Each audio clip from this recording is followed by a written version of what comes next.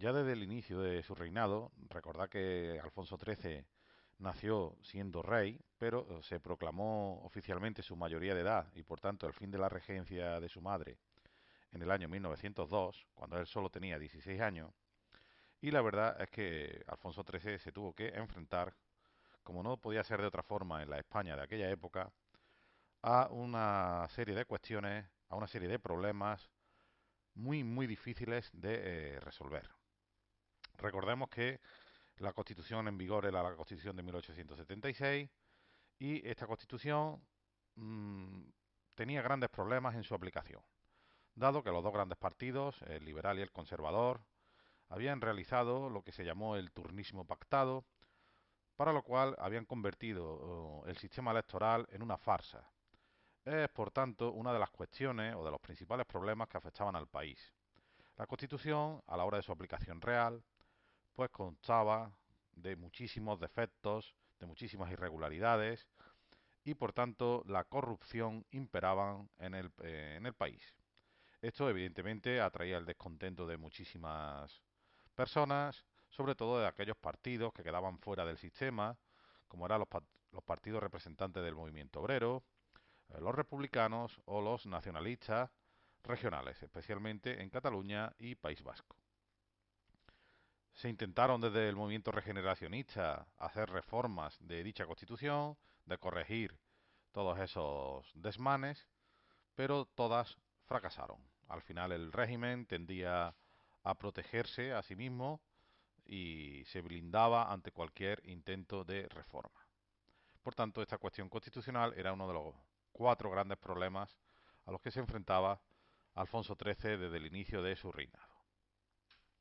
Otro gran problema, otra gran cuestión que imperaba en aquella época era la cuestión religiosa. En España todavía la Iglesia, pese a los sucesivos procesos desamortizadores, la Iglesia tenía un grandísimo poder. Dominaba la educación, sobre todo en los niveles inferiores, también dominaba parte de las élites intelectuales a través de sus universidades, gozaba de privilegios, de la protección del Estado y la propia Constitución del 76 amparaba esta situación de favor frente a otras religiones o sobre todo frente a un laicismo, sobre todo promovido por los movimientos de izquierda y también desde dentro de algunos sectores liberales, que no veían lógico que ya en pleno siglo XX la Iglesia mantuviera esa posición de privilegio. Por tanto, fue creciendo un movimiento anticlerical que no encontraba respuesta por parte del poder en cuanto a sus peticiones. Era, por tanto, un movimiento anticlerical cada vez más poderoso y más reivindicativo. La tercera gran cuestión es la cuestión militar, dado que el ejército no gozaba del prestigio precisamente más alto en esta época. El fracaso de la guerra de 1898, la actuación, digamos, bochornosa frente a Estados Unidos, puso de relevancia las enormes carencias de nuestro ejército, especialmente de la Armada, y también la guerra de guerrillas que se venía librando en el RIF, pues ponía en cuestión para muchas personas la capacidad de nuestro ejército. El ejército, sin embargo, se achacaba, ellos defendían que ellos no hacían más que obedecer a los políticos, que los grandes problemas que tenía no se debían a su gestión ni a su culpa, sino al poco material del que se les dotaba, de las dificultades a las que siempre se enfrentaban, en los conflictos a los que se les enviaba, etcétera.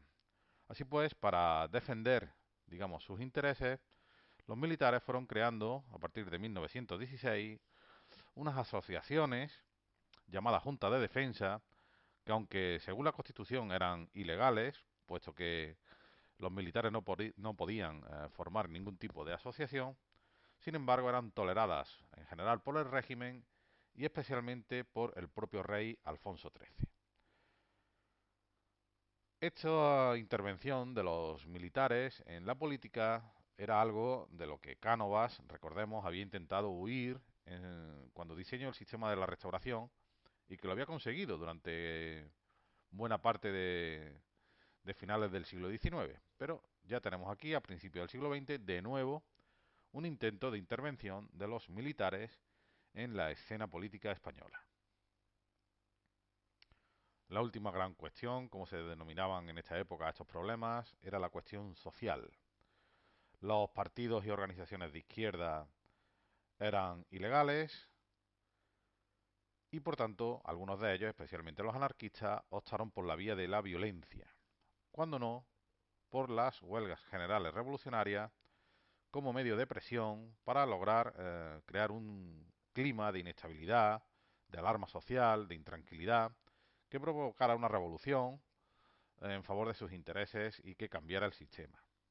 Los fenómenos como el pistolerismo, donde una persona a título individual, normalmente hemos dicho dentro del movimiento anarquista, cometía un asesinato, un magnicidio, lo cual fue muy habitual en esa época. Recordemos que murieron presidentes del gobierno tales como Maura, Canalejas y Dato, pues estaban a la orden del día. Incluso el propio Alfonso XIII recibió un atentado, le arrojaron una bomba el día de su boda, ¿verdad? En el carruaje. Él no sufrió daño ni su esposa, pero sí que hubo víctimas entre su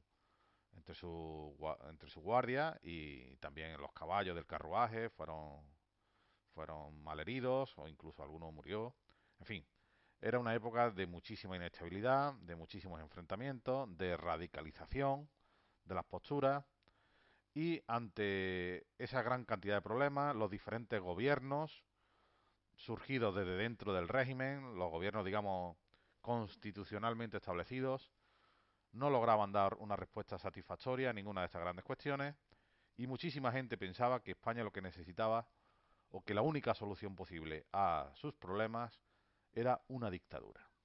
Dictadura que, como sabemos, va a acaecer en poco tiempo. Y en 1923, Miguel Primo de Rivera, de nuevo un militar, acaparará el centro de la vida política en España, tomando el poder mediante un golpe de Estado.